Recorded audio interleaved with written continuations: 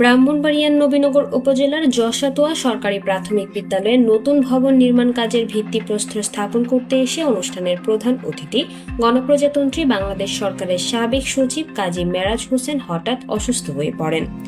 শনিবার বেলা 12টার দিকে ঘটনাটি ঘটে। কাজী মেরাজ হোসেন হঠাৎ অসুস্থ হয়ে পড়লে তাকে চিকিৎসার জন্য দ্রুত নবীনগর সরকারি হাসপাতালে নেওয়া হয়।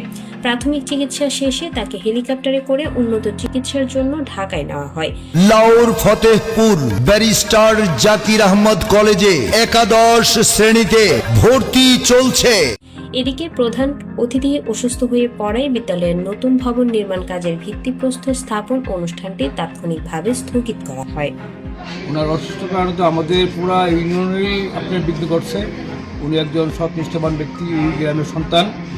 আমি ওনার সুস্থ এবং স্বাভাবিক ফিরে আসুক আবার এই দোয়া করি।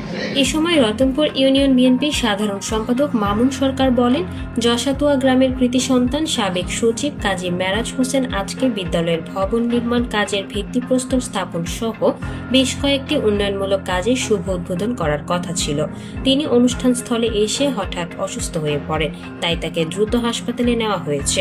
আমি তার দ্রুত সুস্থতা কামনায় সকলের দোয়া কামনা করছি। সাবেক সচিব মাননীয় কাজী মেরাজ হোসেন সাহেব আমাদের যশাতুয়া গ্রামে নবীনগর উপজেলার রতনপুর ইউনিয়নে একটি প্রাইমারি স্কুল প্রায় 1 কোটি টাকা ব্যয়ে উদ্বোধন উপলক্ষে এবং আরও অন্যান্য কিছু উদ্বোধনী কাজ ছিলেন ওনার। উনি হঠাৎ করে এসে অসুস্থ হয়ে পড়ছেন, তাই ওনাকে দ্রুত হসপিটালে নেওয়া হয়েছে।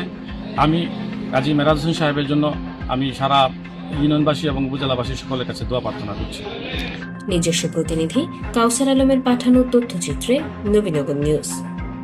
ভর্তি চলছে আব্দুল খালেক পলিটেকনিক ইনস্টিটিউটে 4 বছর মেয়াদী ডিপ্লোমা ইন ইঞ্জিনিয়ারিং সিভিল ও ইলেকট্রিক্যাল কোর্সে ভর্তি চলছে। অবস্থান কোম্পানিগঞ্জ নবীনগর রোড, সালাম শাহ মাজার ও পীর কাশিমপুর বাজারের মাঝামাঝি, রাস্তার পশ্চিম পাশে, মুরাদনগর, কুমিল্লা। ভর্তির জন্য যোগাযোগ করুন আব্দুল খালেক পলিটেকনিক ইনস্টিটিউটের প্রিন্সিপাল ইঞ্জিনিয়ার রিয়াজ আহমেদ স্যারের সঙ্গে।